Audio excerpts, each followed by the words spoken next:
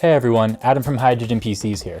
If you saw my recent stream, you'll know that I just got this awesome 3080 from a friend of mine. It's an EVGA for the Win 3 Ultra, but I am having an interesting fan behavior that I believe is a software bug. I don't know for sure, but I wanted to document this bug for the engineers at EVGA to look at, and for anyone else who's having a similar issue. So let's dive into it, shall we? So here's the card on my test bench. It is a MSI B450 Max with a Ryzen 9 3900X, 16 gigabytes of G.Skill Ripjaw 3200 speed, and here we are in Windows. So if you'll notice, the first thing I noticed that was peculiar was this is the latest version of Hardware Monitor. It's only showing two fans. GPU 0, which is this fan right here, this first one, and GPU 1, which is this middle fan here. So this third fan isn't showing up in Hardware Monitor. That's interesting, but if we go over to IDA64, you can see that it's registering all three fans, which is interesting. It's something to pay attention to. So now let's go over here. Let's throw a little stress test on it. Let's open up Combustor and just give it whatever. Okay, so here we are in a stress test, and I just want to look at the behavior of these fans here. Check this out. So it runs okay for a while, and then the middle fan will bounce around and just go crazy. And if you look at the Hardware Monitor, it says its max RPM was 800,000 RPM. And then it turns itself off, and then it goes back up and bounces around. And that's not good. Here it jumps up to, it's just going crazy. It's wacky all over the place. The other two fans are running fine, but the middle fan is just completely unstable and has no idea what it's doing, because 800,000 RPM is not possible. There, it just jumped up to 200,000 RPM. If you look at that, you can see it. You can see the current RPM value.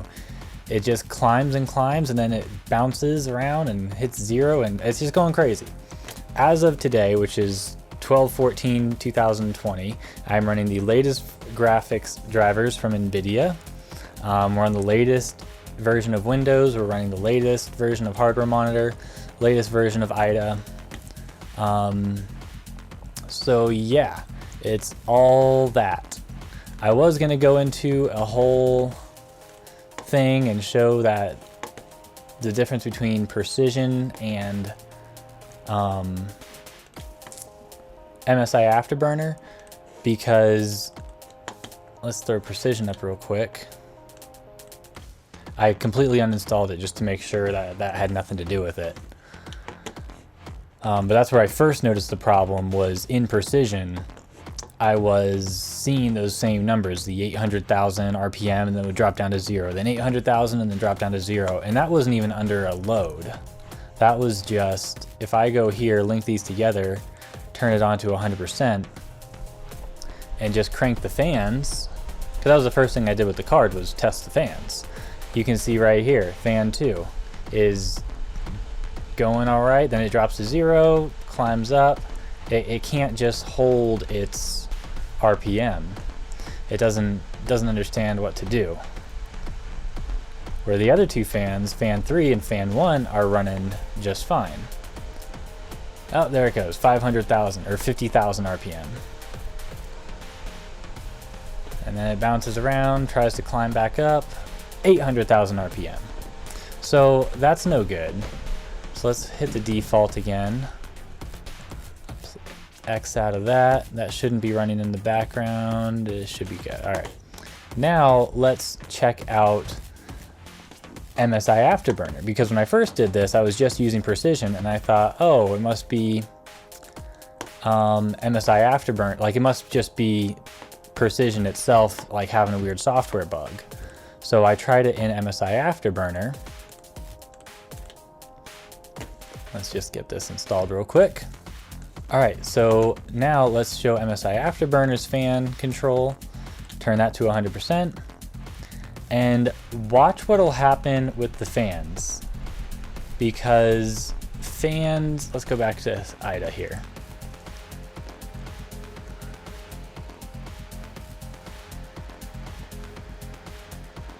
Now fans 2 and 3 are linked together and they're both bouncing up and down, bouncing around, having that 800,000 problem. So that's why I believe it's a software bug. I think it's something to do with it's either something with the BIOS, something with the way Afterburner's interacting with it.